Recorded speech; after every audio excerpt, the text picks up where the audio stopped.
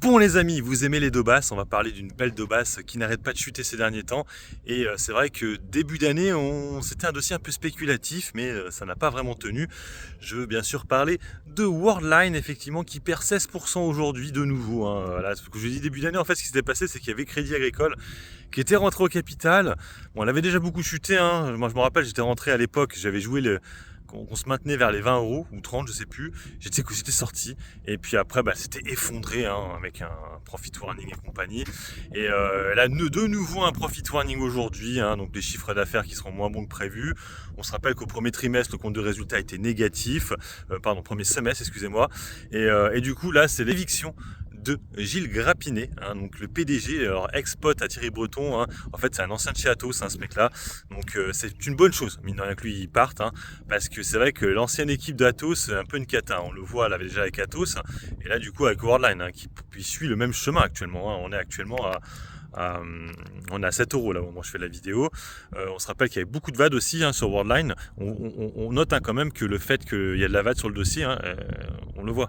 Beaucoup de gens disent non, mais on le voit quand même. Alors je ne sais pas après si là avec la baisse du jour, est-ce qu'ils ont sorti leur position, c'est possible. Ce qui n'empêche que du coup voilà, donc Gilles Grappinet se fait licencier, il part. Donc ça c'est plutôt une bonne nouvelle. Par contre le marché n'a pas du tout apprécié le profit warning. Il faut savoir qu'ils vont revoir leur plan parce qu'il y avait un nouveau plan qui devait être annoncé pour fin d'année là, et du coup vu que le PDG se barre, et du coup il faut qu'ils en retrouvent un. Donc du coup spéculation sur le nouveau PDG. Donc ça pourrait repartir un peu.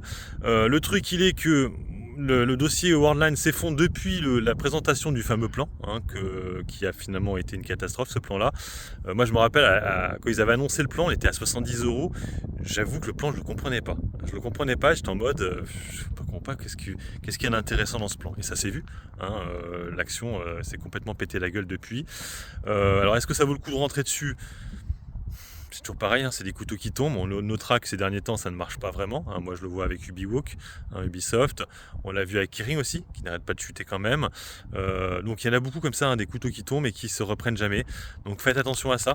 Mais bon, ça peut se tenter. Je vous dis, il peut y avoir de la spéculation sur la nomination d'un nouveau PDG. Et surtout, Crédit Agricole qui est au capital, qui fait que, quand même, à un moment donné, peut-être que Crédit Agricole rachètera la société. Mais je ne sais pas à quel prix. Peut-être que ce sera à 4 euros. C'est toujours pareil. Eux en fait ils veulent l'acheter le moins cher possible finalement. Même s'ils sont déjà rentrés au capital, ça les gêne pas de récupérer la société à bas coût. Bref voilà, sur ce, moi je vous laisse. Mettez en commentaire ce que vous en pensez de Worldline, est-ce que vous êtes actionnaire. En tout cas, attention. Et il faudra aussi regarder la VAD. Est-ce que ça a chuté depuis cette annonce ou elle est restée à la même? Si elle est restée à la même, c'est que c'est pas bon signe. Sur ce, je vous laisse, bon investissement, bon trade. Ciao ciao.